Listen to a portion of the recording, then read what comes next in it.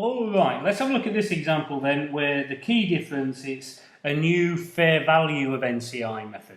Everything else stays the same though, which means I need to kick off with S's equity table, as I always do when I'm doing an SFP, often with an income statement as well. Always 3 columns: year end, at acquisition date, post acquisition column. Always put in the same rows. Whatever's in S's equity goes into my equity column, into my equity rows, and in these cases just straightforward. Share capital and retained earnings. It's always S's figures. S's column is on the right hand side, so 100 and 1700, just pop them in, and you know that at acquisition is the same as year end for share capital. For retained earnings, we need to find it. There it is at the acquisition date. 440, 1700 minus 440 is 1260. The fair value of the net assets were 570.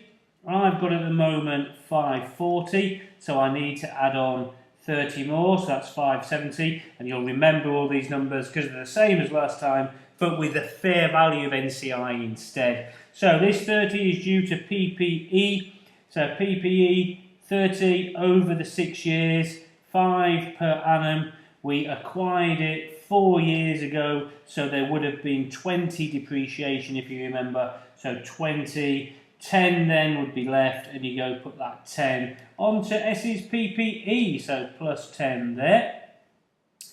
Add that down then, and it comes to 1240, and we can start with our goodwill. But this time we're going to work out NCI at acquisition using the fair value method. So you've got fair value of consideration, that's the same as before. And you've got NCI, but this time, for the first time, it's the fair value of NCI, and then it's the fair value of net assets acquired, which is the same as the fair value of equity acquired, which is at acquisition was 570. Fair value of NCI, you literally then just take the figure in the question, 63. The fair value of consideration, 600. Now, this 63, that means instead of it just being 57, if you remember from the example before, it's 63 because we've given them a share of goodwill. So if we've given them a share of goodwill, they also deserve a share of any impairment. So anyway, at the moment, goodwill is 663 minus 570, which is 93, less any impairment, and impairment is 10. So goodwill on my SFP is 83. In my group SFP, I go from investment in S, I turn it into goodwill of 83. Now I can do my NCI working. So NCI at acquisition, same as before, just take that figure there and drop it down to 63. Plus post acquisition, same again, it's 10%. No, was it 10%? Let me just check. Yeah, 10%. So 10% of 1240 is 124, and then the difference this time is that any impairment, when you give the fair value of NCI, you are giving them some goodwill, so they do get their share of the impairment.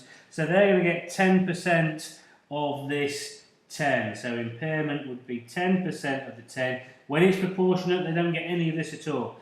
This time they do. Okay, so 10% of 10 is 1. So what's that? 186, I think, I hope so. NCI 186, that goes to group equity, leaving me with one more working, retained earnings. Retained earnings, I want all of H, not all of S, but all of H, so 4,700, and I don't want all of S, I just want my share since I bought it. Since I bought it is post acquisition, my share is the 90%. So the 90% of 1240, I have to just calculate that, 1240 times by 0.9 is the 1116. Less any impairment. This time I don't take all the impairment.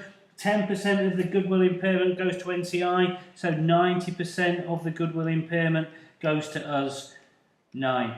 Okay, add all that down then, so minus 9 plus 4,700.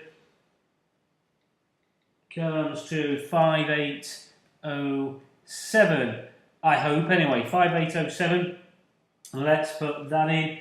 5807 to retained earnings. Share capital is always the holding company. and then all the assets and all the liabilities left in your question, just add H&S across completely, so that would be 6,010, so that's 6,093, and I'm hoping I haven't made any mistakes on my calculator. 100 plus 5807 plus 186 comes to 6093. Yeah, I got worried for a second there. I thought it was the wrong figure, but it's not. Perfect. Okay, let's have another go at one of them in the next session.